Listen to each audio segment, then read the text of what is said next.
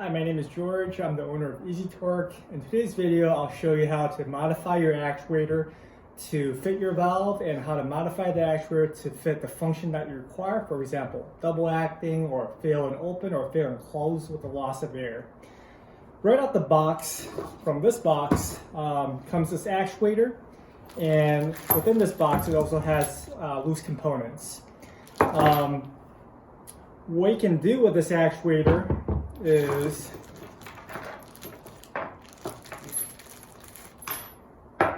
there's different drive inserts that you can put into the actuator to fit the valve stem that you require. A 14 millimeter comes standard with this size actuator, but we can also provide a 17 millimeter, a double D, or basically any shape or size that you require for your valve. This is very adaptable. Once you choose the right drive insert that you want, I'll teach you how to put it into the actuator. In this case, I'll use the 14 millimeter as a standard. It'll just slide right into the lower shaft. There's a key. You put that key inside, like so. And then once the key is set inside, there's a circlip that you can put in. And that's going to prevent the drive insert from slipping out. Once you have this set with the proper shape of the drive insert, you're going to want to put this screw with washers through here. Let me show you guys one more time. Through here, and you can put it into the actuator. Now, one of the things that's unique about our actuator is we have a lot of different flange patterns. This one is, for example, FO5, FO7 on one side, 3 1/4, and FO4 on the other side. So depending on which side you want to use, you can slide this in either this direction or over here by changing out the upper shaft. And all you gotta do is just gotta get a hammer and knock it out. So, it's as easy as this. Let's see.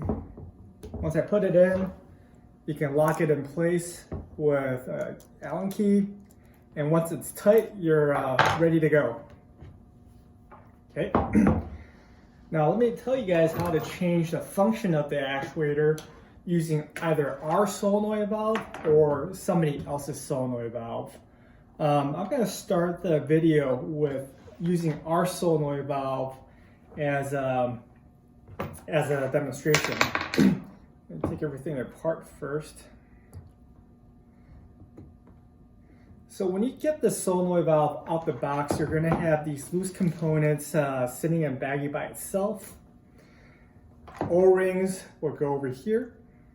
There's 2 O-rings, and then you'll have 2 more pieces. We call these donuts. There's a donut with a hole, and then there's one that's completely blocked off. The one that's blocked in on the solenoid valve, you'll see that there's one hole where there's an opening in the middle.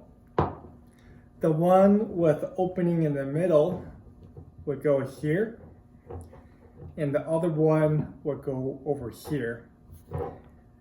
That's it. So in order for you to get it to work, mount it up, tighten it down.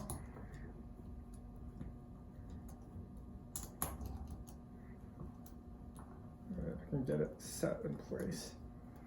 Okay.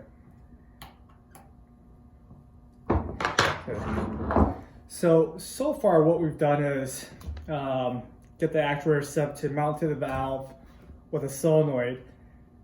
The real interesting part about this is how do you configure this actuator for it to be double acting, which is going to fail in last place, versus act like a spring turn actuator or fail in either the open or close position.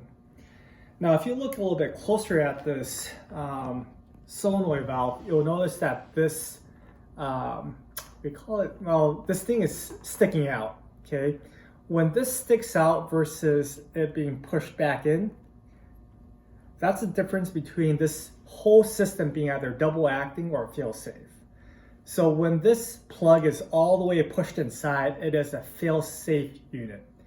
When the solenoid valve is mounted vertically like this, it's a fail close or fail, fail clockwise. If you were to turn this solenoid valve upside down like this,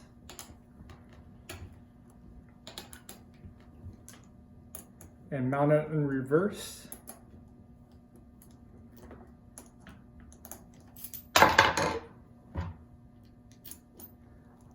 instead of it failing clockwise, it'll fail in counterclockwise, just like that, okay? But for the presentation and the video, I'm just gonna show it and fail in clockwise position.